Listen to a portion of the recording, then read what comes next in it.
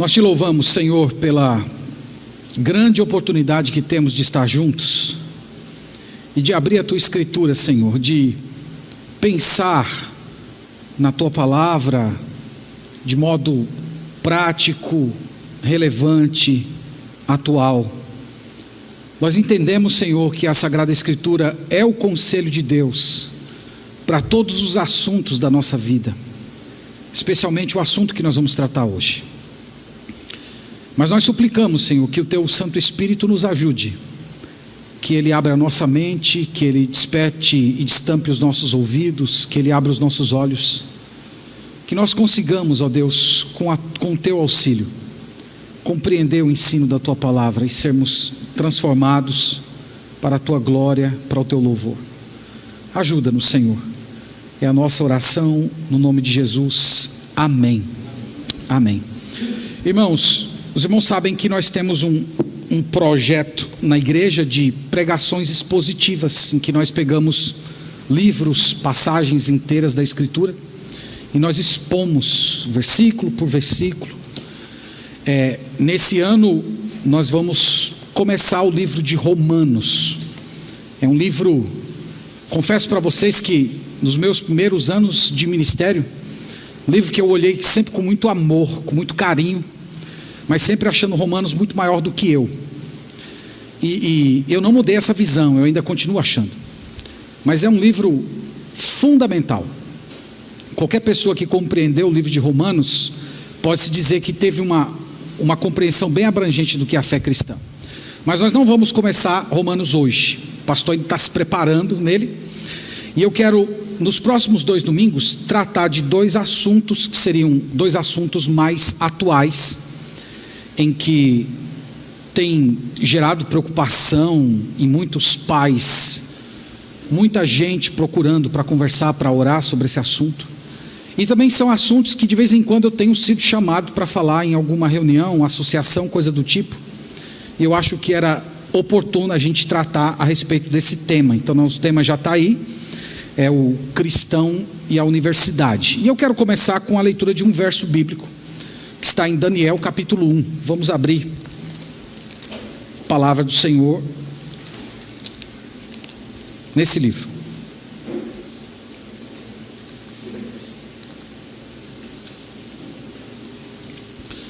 Daniel capítulo 1, versículo 8.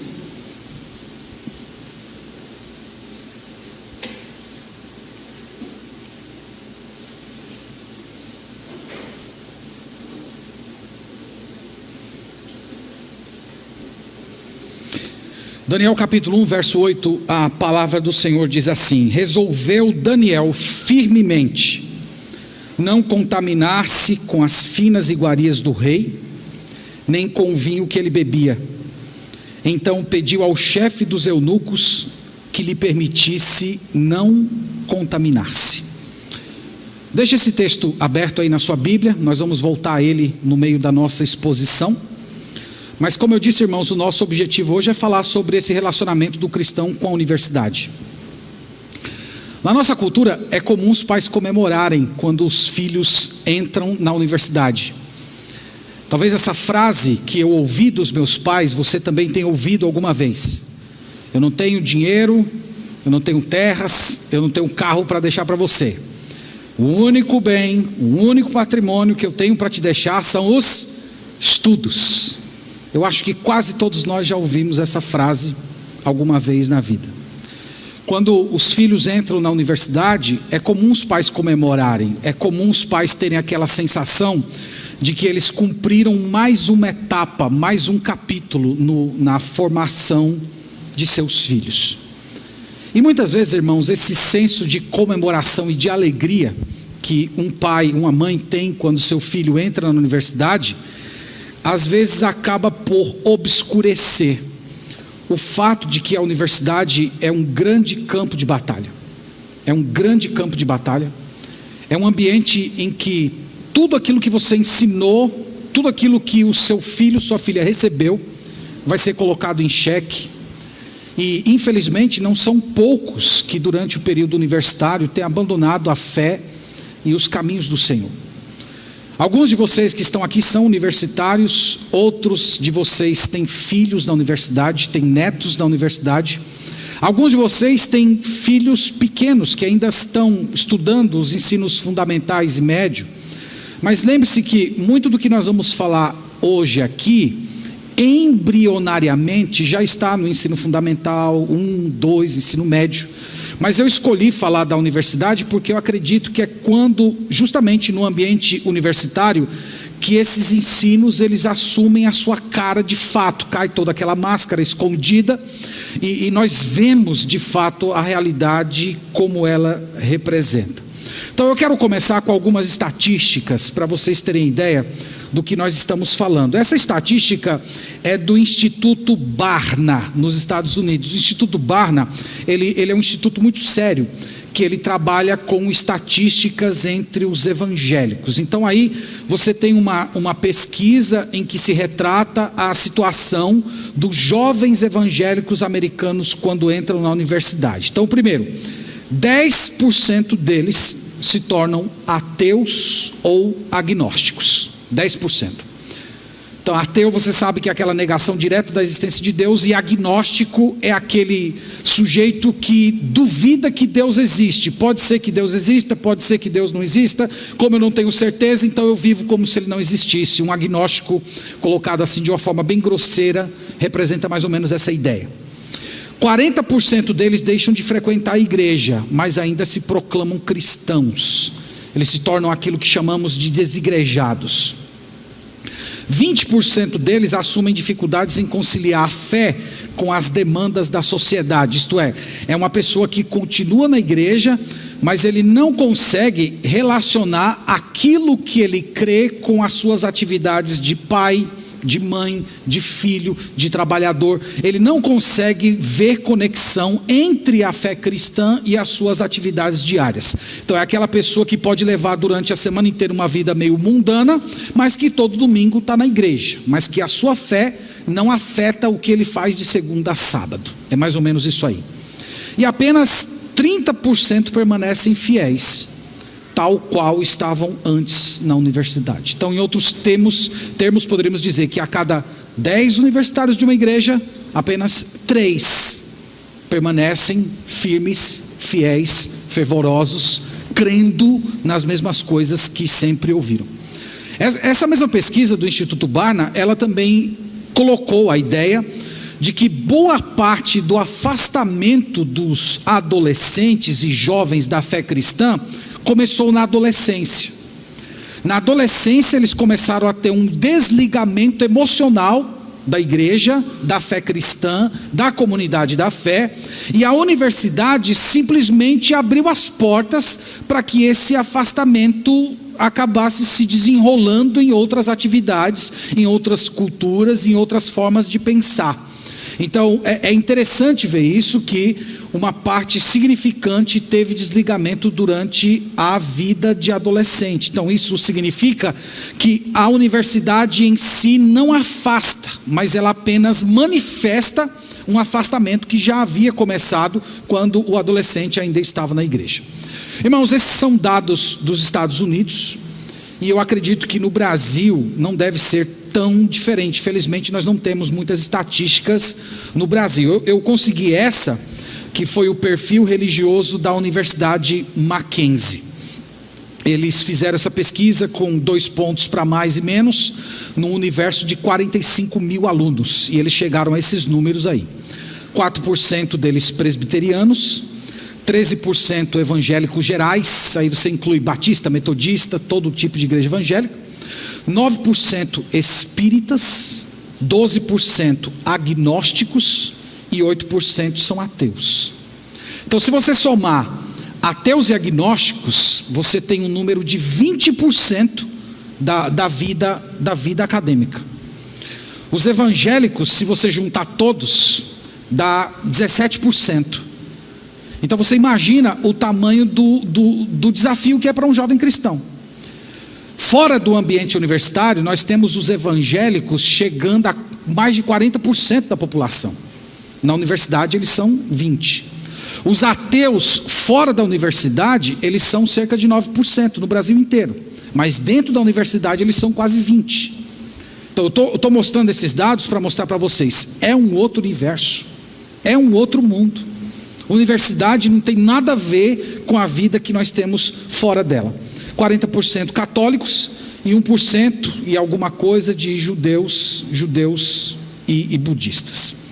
Então, novamente, irmãos, isso aqui são números de uma universidade cristã. A Universidade Mackenzie é uma universidade presbiteriana. Agora vocês imaginam como seriam esses números dentro de uma universidade pública? Como é que seria? Então, a gente não tem números de universidade pública, infelizmente, mas isso aqui já dá para a gente uma noção daquilo que os nossos irmãos encontram quando entram no ambiente universitário. A segunda questão que eu quero levantar é essa: o que é que um cristão encontra quando ele vai para a universidade? E eu quero mostrar para vocês algumas ideias aqui. Eu espero assim, eu vou tentar ser o mais simples possível, eu não quero cansar vocês com filosofia, mas eu quero tentar mostrar para vocês como essas coisas elas estão presentes e elas formam mentalidade.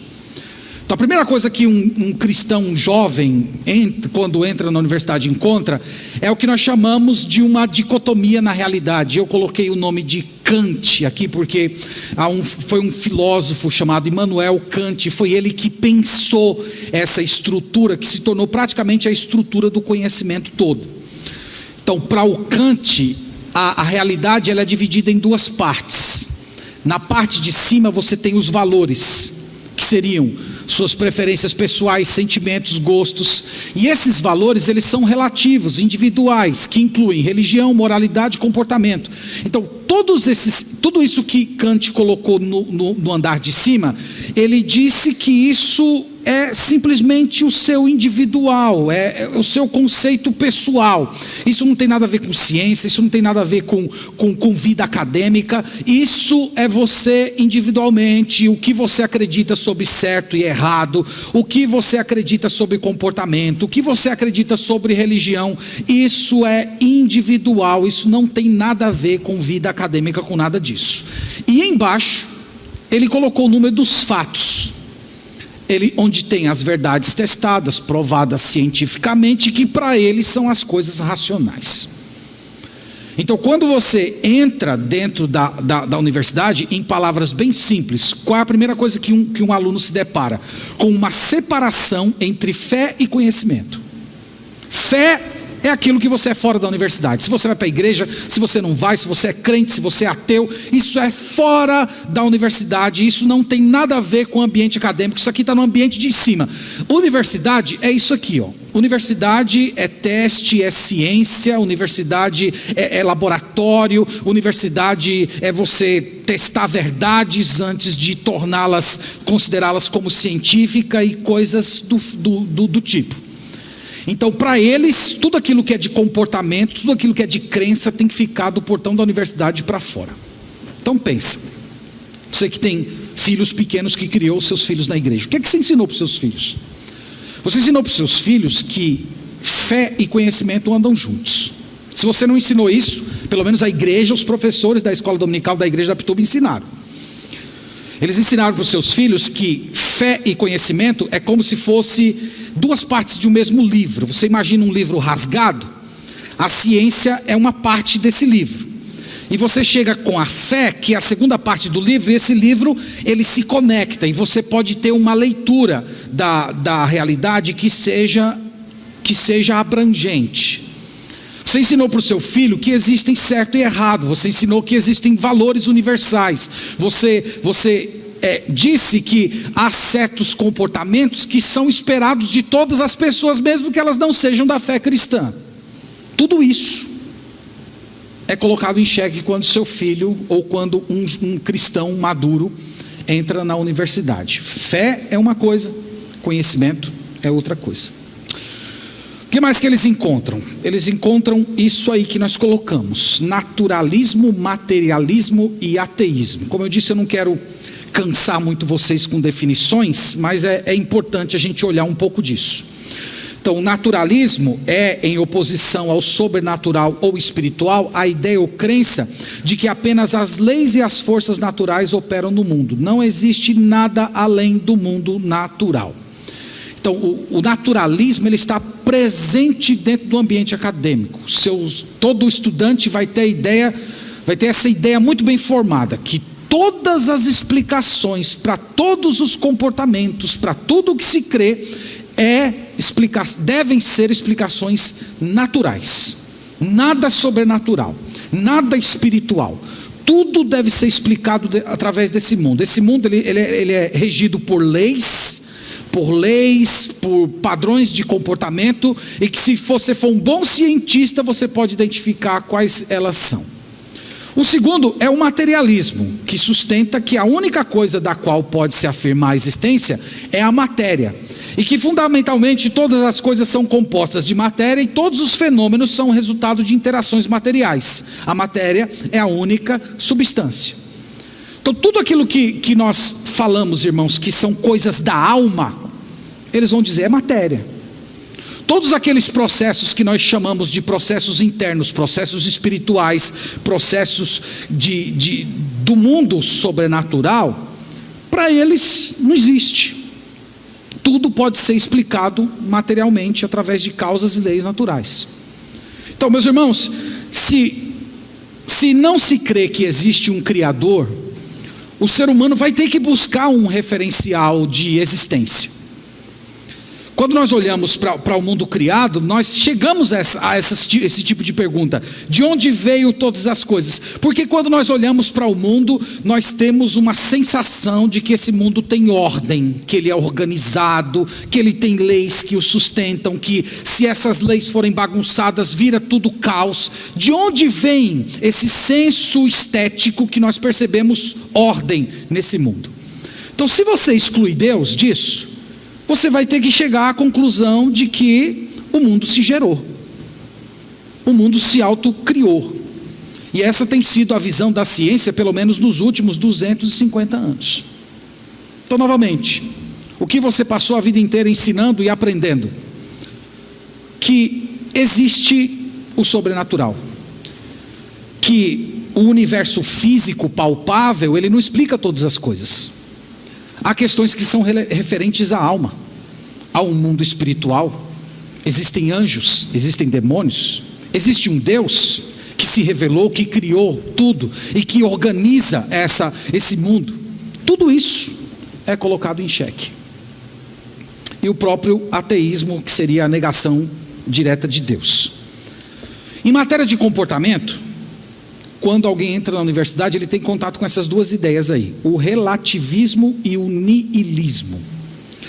O niilismo é a doutrina filosófica cuja principal característica é a visão cética radical em relação às interpretações da realidade, que aniquila valores e convicções. Em outras palavras, irmãos, é a ausência completa de sentido na vida. Quem muito elaborou o pensamento niilista no século XX foi um cara chamado Nietzsche. E ele defendeu essa ideia: a vida não tem sentido, o mundo não tem sentido, nada tem sentido, não existe certo, não existe errado, você faz o que você quiser, aquilo que te dá satisfação, aquilo que te dá alegria, aquilo que te dá um pouco de prazer, faça, se realize, independente do que as pessoas vão achar, independente do que a sociedade vai dizer, faça o que você tiver vontade. O niilista, ele defende isso, é a ausência completa de sentido. E quem vai para a universidade é bombardeado com isso. O Nietzsche, ele dizia que Deus precisa morrer para que surja o super-homem. E o super-homem é esse homem niilista, que não vê sentido em nada, e que a única coisa que atribui algum tipo de significado na sua vida é ele satisfazer os seus desejos, seja ele quais forem. O relativismo é o conceito de que os pontos de vista não têm verdade absoluta ou validade intrínseca, mas eles têm apenas um valor relativo, subjetivo, de acordo com as diferenças na percepção e consideração. O relativismo reina no nosso mundo todo, mas especialmente dentro da universidade. Não tem certo e errado, existe a sua verdade. Já viu isso? A sua verdade, a minha verdade. Não existe verdade absoluta. Então, meus irmãos, novamente, o que é que nós aprendemos? O que é que nós ensinamos aos nossos filhos? Nós cremos que Deus existe, e que se Deus existe, Deus diz o que é certo e errado. certo e errado vem dele. Ele que estabelece, de acordo com o seu padrão de santidade. E se nós excluímos Deus da equação, quem é que vai dizer o que é certo e errado? É o próprio homem. E por conta disso, como cada um pensa diferente, cada um vai chegar à ideia de que existe a sua própria realidade. E é por isso que, se você tira Deus da equação, tudo se torna possível. Qualquer tipo de comportamento, qualquer tipo de valor. Então, o que é que o seu filho aprendeu na igreja?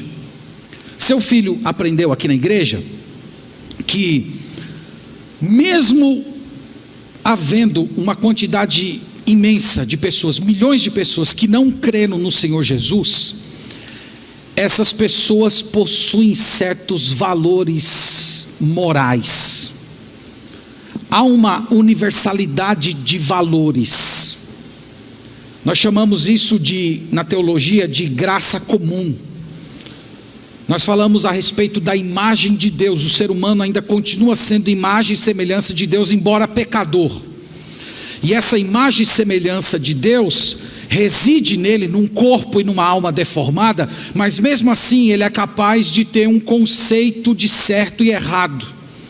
Ele é capaz de identificar que tem certos comportamentos que são desprezíveis, enquanto outros são nobres.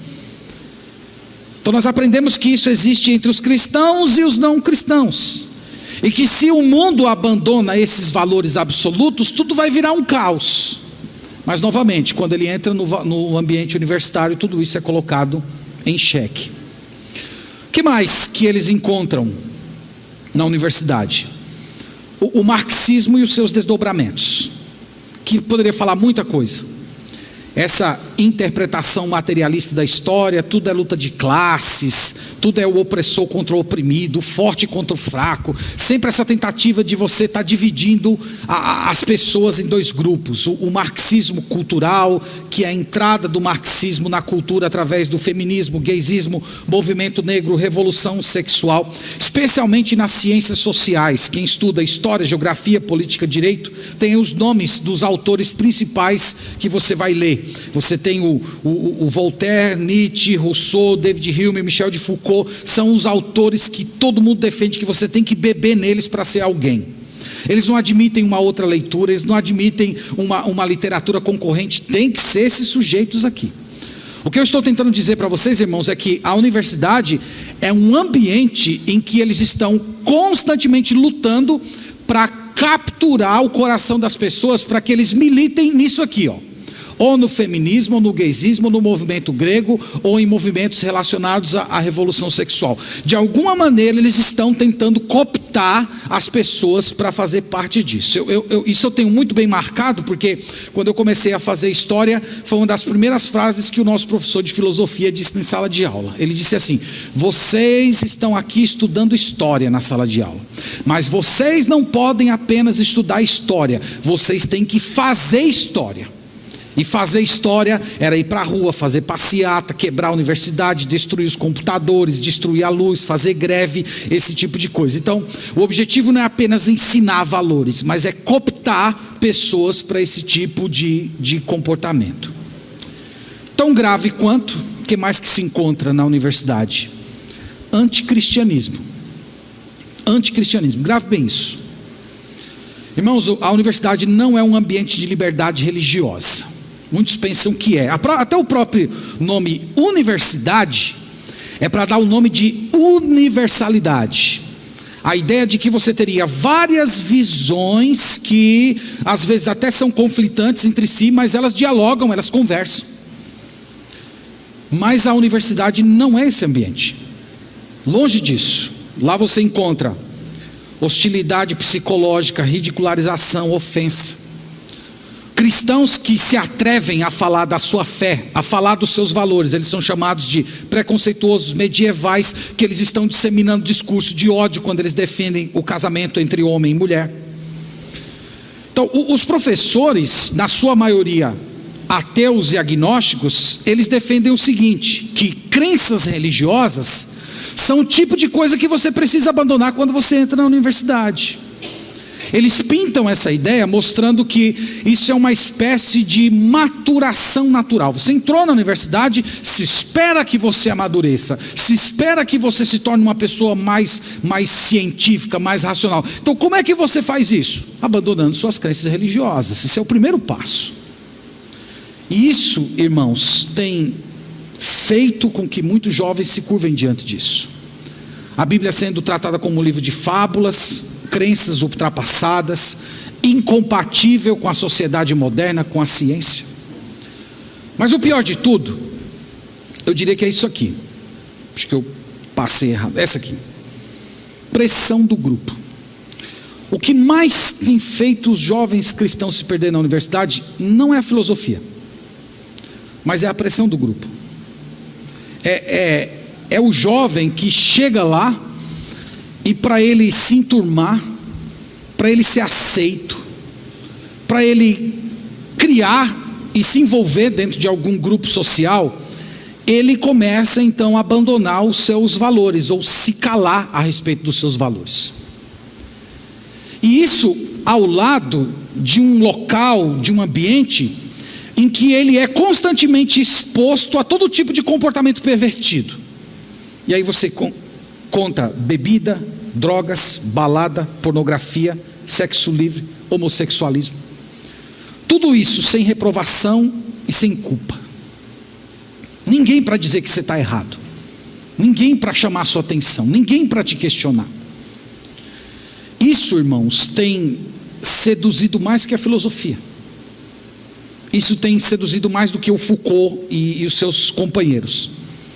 Muitos jovens cristãos, quando entram na universidade, eles se tornam relativistas, não porque leram Nietzsche, mas porque eles estão sendo permitidos serem conduzidos pelas paixões que fazem guerra contra a nossa alma. Isso seduz muito mais. Então, é para esse lugar que os nossos jovens vão? Que alguns de vocês estão? É nesse lugar que a maior parte das horas produtivas do seu dia são dedicadas?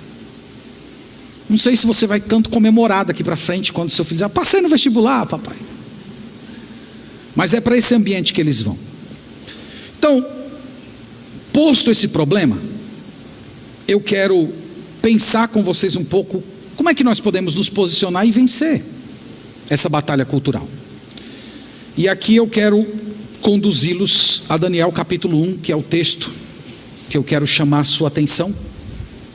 Vamos lá abrir a palavra do Senhor e tentar ter um pouco da sabedoria de Deus para a gente pensar essa situação.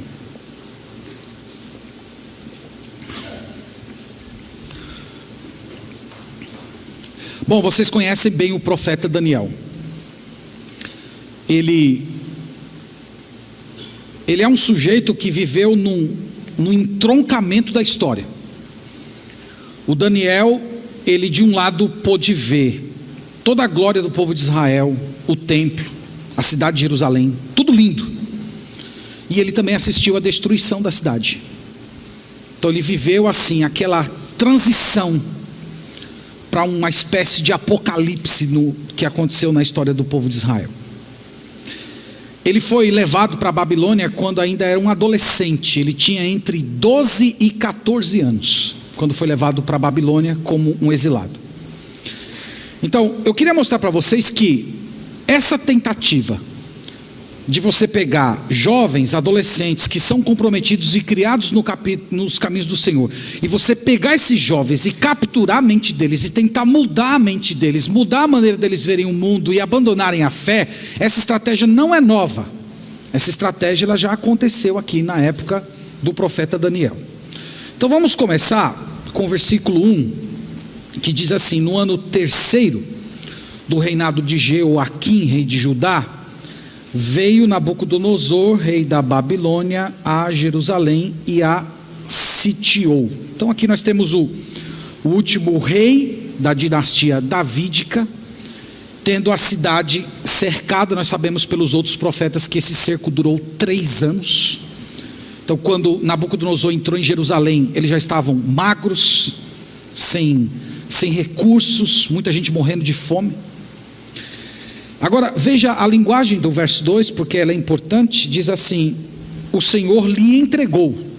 Então veja que não foi de fato Nabucodonosor que conquistou Jerusalém, mas foi o Senhor que entregou Jerusalém para Nabucodonosor. E a explicação está lá nos profetas. Os profetas que diziam que por causa do pecado Deus estava entregando a cidade aos seus conquistadores. O Senhor lhe entregou nas mãos a Jeoaquim, rei de Judá, e alguns dos utensílios da casa de Deus. A estes levou-os para a terra de Sinar, para a casa do seu Deus, e o pôs na casa do tesouro do seu Deus. Então preste atenção nisso.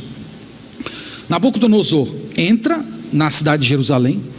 Ele pega todos os utensílios do templo, todos aqueles utensílios que eram consagrados ao Senhor. Pense aí nos castiçais, nas colheres, nos garfos, todos aqueles objetos que eram utilizados na adoração. Ele pegou tudo isso e levou para a terra do seu Deus e colocou dentro da casa do seu Deus. O que Nabucodonosor queria comunicar para os israelitas com esse gesto de pegar as coisas de Deus e levar para casa, para o templo dos seus deuses? Ele queria mostrar a seguinte ideia: que o Deus de Israel era apenas mais um Deus entre tantos outros deuses que já existiam. Deuteronômio capítulo 6 diz: ouve, ó Israel, o Senhor vosso Deus é o único Senhor.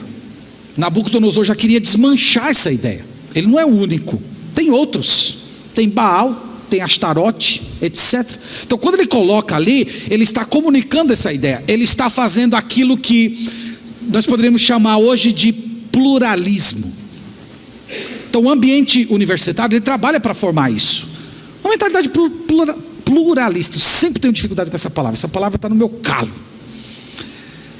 Esse ambiente plural. Sua fé não é a única. A sua crença não é a verdade. Existem muitas outras, existem outras crenças, outras religiões, outros deuses. Então aqui nós temos o embrião disso aí. Olha o que ele fez no verso 3.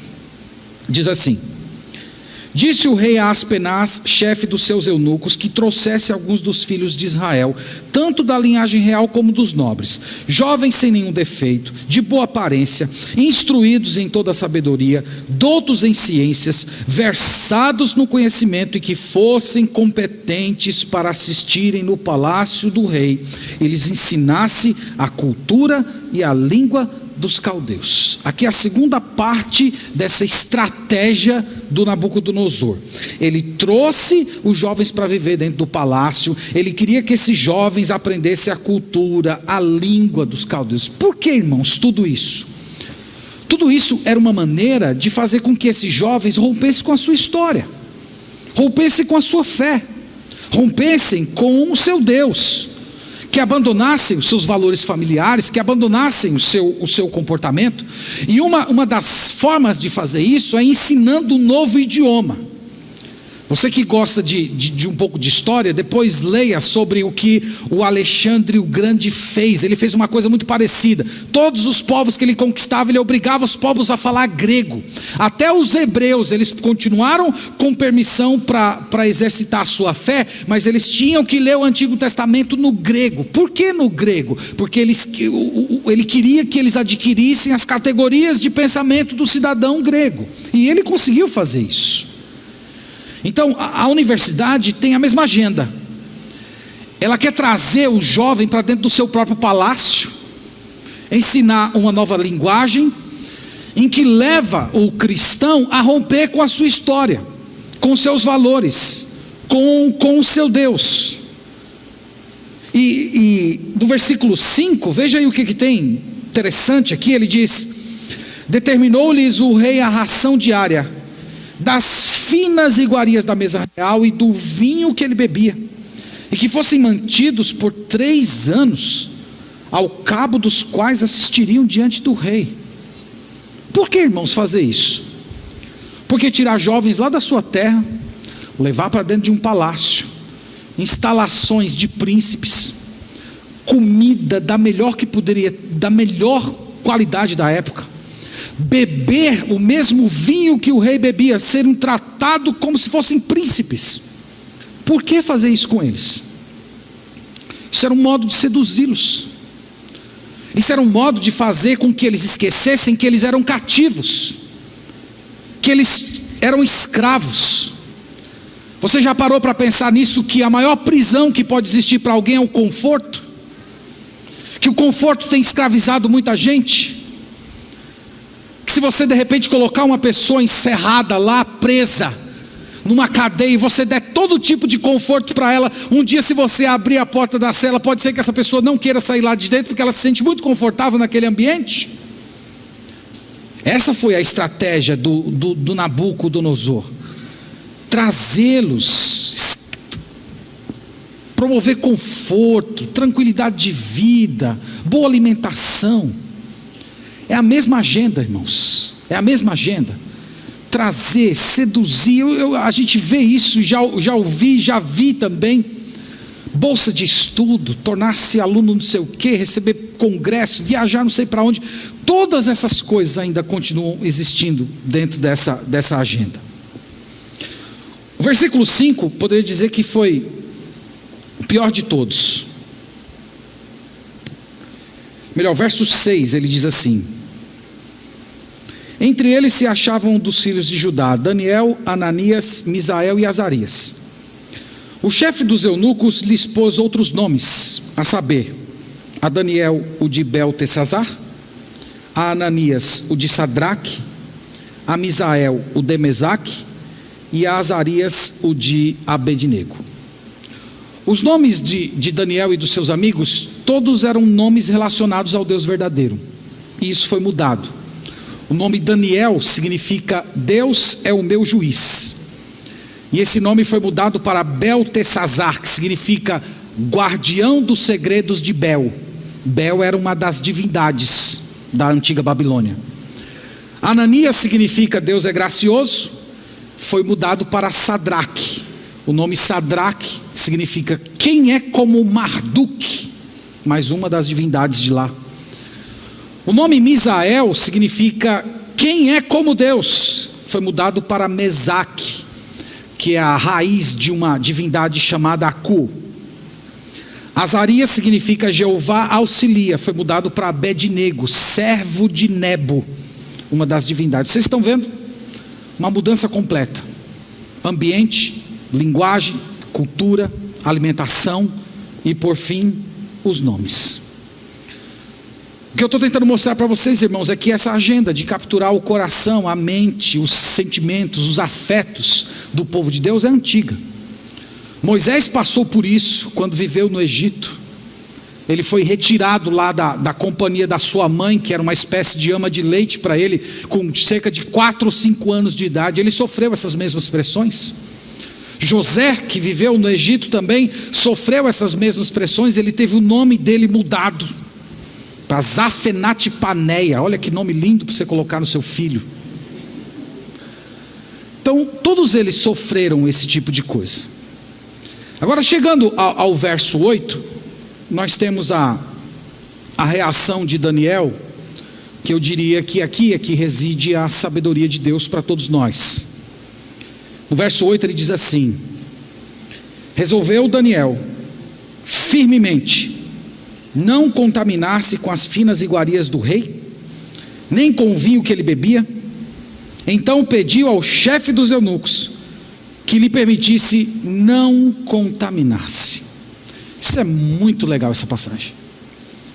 Isso aqui é muito interessante, primeiro, porque Daniel era um adolescente. Ele tinha entre 12 e 14 anos de idade. Então é uma maturidade maravilhosa. Segundo, é a maneira como ele enxergava todos aqueles privilégios. Ele via aquilo como contaminação. Tudo aquilo que era desejável, que todo mundo queria, todo aquele estilo de vida tão cobiçado, estudar na universidade da Babilônia com a melhor comida, roupa, tudo isso que todos os jovens talvez da Babilônia babassem para ter, Daniel via aquilo como sendo contaminação. Ele via como algo que iria afastá-lo e destruí-lo do Senhor. E o texto diz, irmãos, que ele tomou uma decisão firme. Ele foi resoluto eu não vou me contaminar. Aqui o ensino é um ensino a respeito de fidelidade. Alguém disse certa vez que fidelidade é a experiência da resistência e da submissão. Você resiste tudo aquilo que não é de Deus, e você se submete ao Senhor e à vontade dEle. As pessoas que são fiéis, elas não temem a humilhação, elas não temem ser ridicularizadas. Daniel não temeu ser ridicularizado quando ele foi lá para o auxiliar do rei, dizendo que ele só queria beber água e comer legumes. Ele não temeu ser ridicularizado, porque as pessoas que são do Senhor, elas têm muito bem resolvidas dentro de si que a nossa humilhação nesse mundo nada representa comparada com a humilhação do nosso Senhor Jesus Cristo. Isso nós temos resolvidos no coração, que Deus nos chamou para honrar o seu nome, e não para preservar a nossa imagem. E esse garoto, ele já tinha muito bem essas coisas resolvidas dentro dele. No verso 9, nós temos a recompensa. Diz o verso 9: ora, Deus concedeu a Daniel misericórdia e compreensão da parte do chefe dos eunucos. No versículo 15 diz: no fim dos 10 dias, a sua aparência era melhor. Estavam eles mais robustos do que todos os jovens que comiam das finas iguarias do rei. Então Daniel optou por uma dieta de vegetais e água, e o texto diz que Deus concedeu misericórdia. No verso 17, diz assim: ora, a estes 4 jovens Deus deu conhecimento e inteligência, toda cultura e sabedoria, mas a Daniel deu inteligência de todas as visões e sonhos. Aqui, irmãos, tem tanta coisa maravilhosa. A primeira coisa que o Daniel aprendeu é que quem supre as necessidades é Deus. Ele entendeu que ele podia ter uma dieta só em vegetais e água, e ele ser suprido pelo Senhor para ter saúde. Ele entendeu isso. Daniel aprendeu que a provisão vem de Deus. A provisão da existência dele, da saúde dele, não precisava vir das comidas da Babilônia. Você já parou para aprender essa lição? Você já aprendeu essa lição? Sua provisão vem de Deus, que você não precisa negociar a fé para você ter um emprego melhor, para você se dar bem no negócio. Você não precisa fazer isso. Ele tomou aqui, irmãos, uma decisão muito radical. Eu não vou comer essa comida, eu não vou beber esse vinho. E muitos autores têm especulado por que ele tomou essa decisão. E tem muitos autores que destacam o fato de que aquelas comidas eram oferecidas a ídolos, eram comidas de idolatria, e que Daniel comesse aquelas comidas, ele seria participado dos cultos idólatras que estavam envolvidos naquela refeição. E eu acho que essa visão está certa, mas tem uma outra linha de teólogos que tem falado um outro aspecto que eu creio que complementa esse primeiro. A ideia de que quando Daniel resolveu não participar e não comer aquelas comidas, é porque ele queria continuar lembrando que ele era cativo.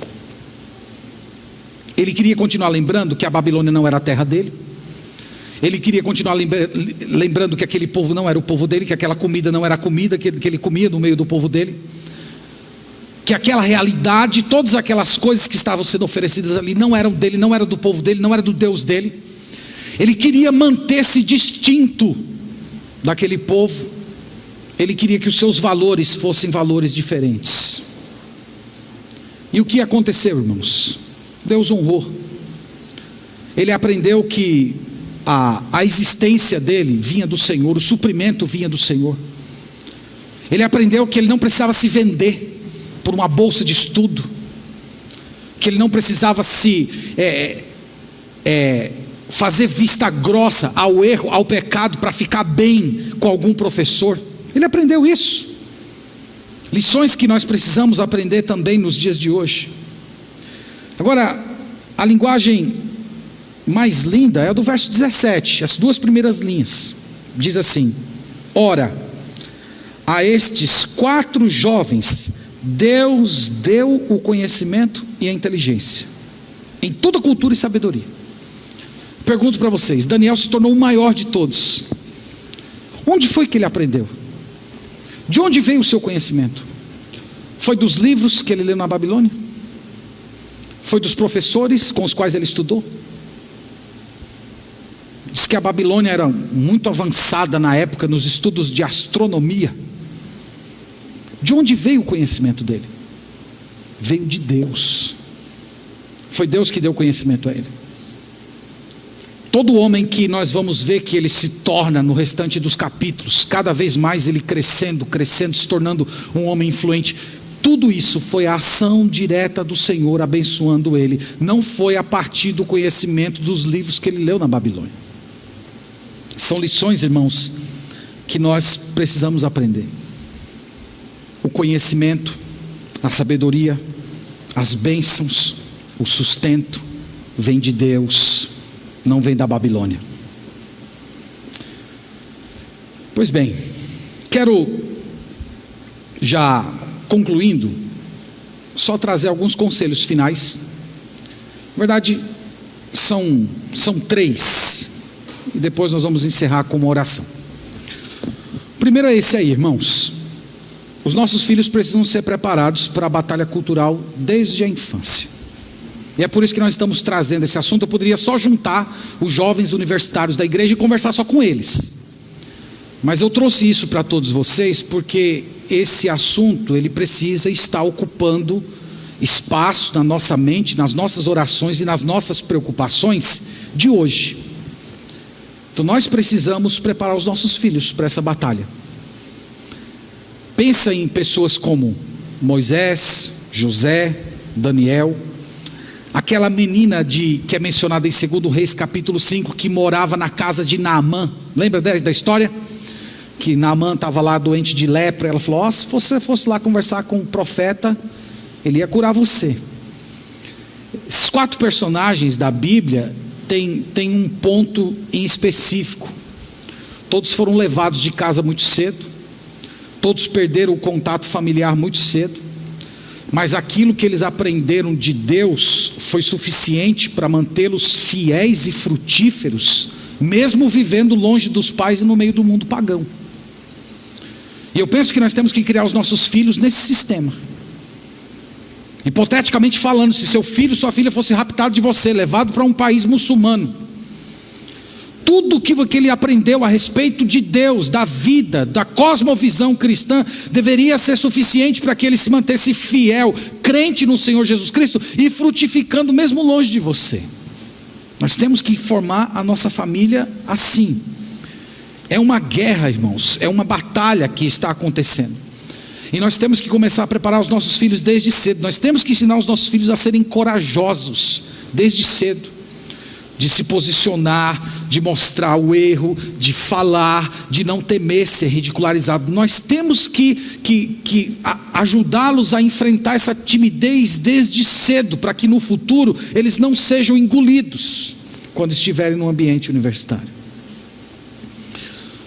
Segundo conselho é que a igreja deve ajudar, sim, criando um ambiente em que os jovens sejam cativados por Deus, na mente e no coração. Mente e coração.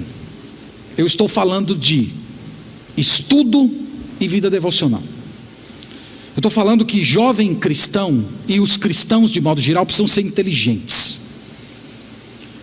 A gente precisa estudar mais. A gente precisa entender que essas cosmovisões que nós falamos há pouco, niilismo, relativismo, naturalismo, etc., todas elas têm furos, têm erros terríveis, e elas são ilógicas quando investigadas com um pouco mais de profundidade. E nós precisamos buscar orientar os nossos jovens da literatura, mostrar para eles onde está o erro, onde é que está o equívoco dessas visões, e mostrar que elas não se sustentam quando são colocadas dentro de um exame mais profundo. Isso é luz, isso é conhecimento. tem como você argumentar a partir das Escrituras, usando princípios da biologia, da história, da filosofia, da arqueologia. Existem livros, palestras, cursos sobre isso, e nós precisamos trabalhar essas questões no nosso coração, dos nossos jovens e das nossas crianças. Isso é o que eu estou chamando de mente, mas ao mesmo tempo, vida devocional frutífera. Não adianta o trabalho se resumir ao trabalho mental, porque ele pode conhecer todos os erros das filosofias mundanas, ele pode saber apontar todas as suas inconsistências, mas ainda assim ele não amar a Deus, e ele ser perdido, ir para o inferno e padecer para sempre. Eles têm que conhecer o Evangelho, eles precisam ter vida devocional frutífera, conhecimento de Deus, amar o Senhor.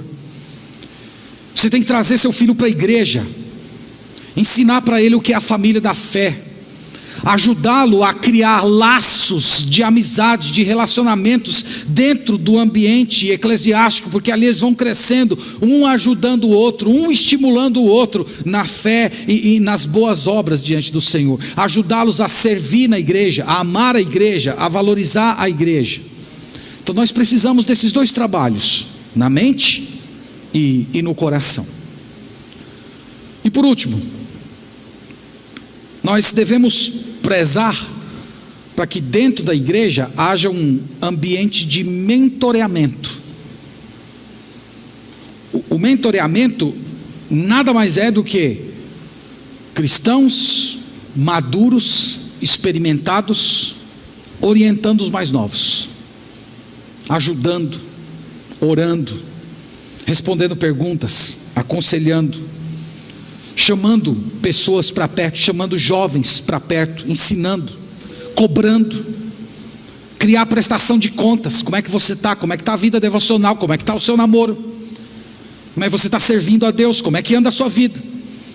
Esse ambiente em que nós zelamos uns pelos outros.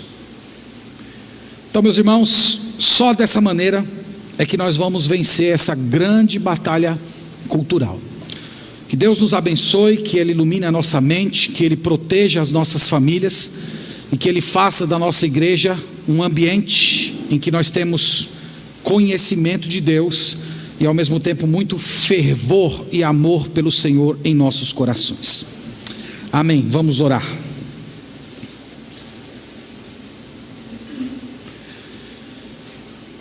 Te louvamos, Pai, por essa manhã. Nós agradecemos pelas bênçãos do Senhor. Tu és bom, Senhor, e nós te louvamos porque o Senhor nos deu o conhecimento de Cristo,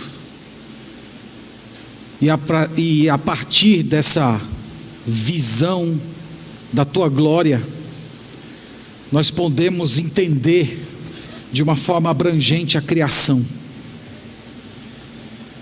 Mas nós sabemos ao mesmo tempo, Pai, que estamos no meio de uma grande batalha, de uma grande guerra cultural, espiritual, moral.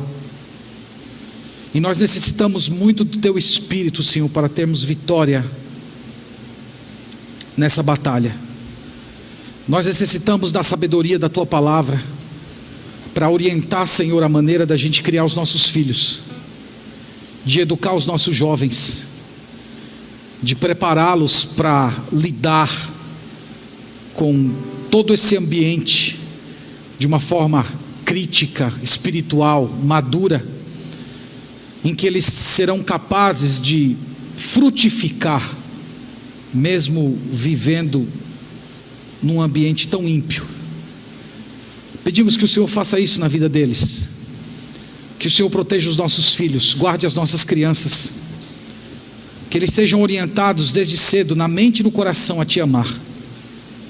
Que a nossa igreja, Senhor, seja uma bênção na vida de todos os seus membros, ajudando-os com as ferramentas bíblicas para entender a cultura, lê-la, compreender os seus perigos e dar direção sobre caminhos, comportamento, padrões que devem ser seguidos.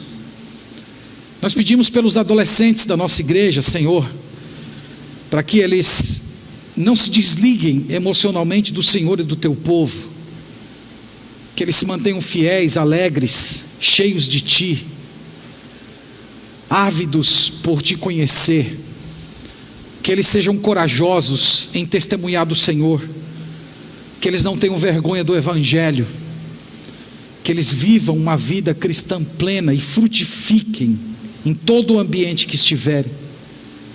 Que o Senhor nos livre do mal, do pecado, do maligno. Que o Senhor nos ajude, Pai, porque sem o Senhor nós não conseguiremos, mas com o Senhor nós poderemos ter vitória. Nós poderemos, Senhor, ser luz e sal. Nós poderemos mostrar para esse mundo que Tu és grande, e que o Senhor, e através do Senhor, é que nós podemos ter uma explicação real do mundo em que vivemos e dos padrões corretos de comportamento e vida. Nós pedimos também, ó Deus, pelos jovens, estudantes universitários que já foram contaminados por essas visões. Pedimos a Tua misericórdia, Senhor, que eles retornem ao Senhor, que através do Teu Santo Espírito eles tenham novamente os seus sentimentos cativados a estar na Tua presença, a viver somente para o Senhor. Ajuda-nos, Pai, nós necessitamos de Ti. Essa é a nossa oração no nome de Jesus.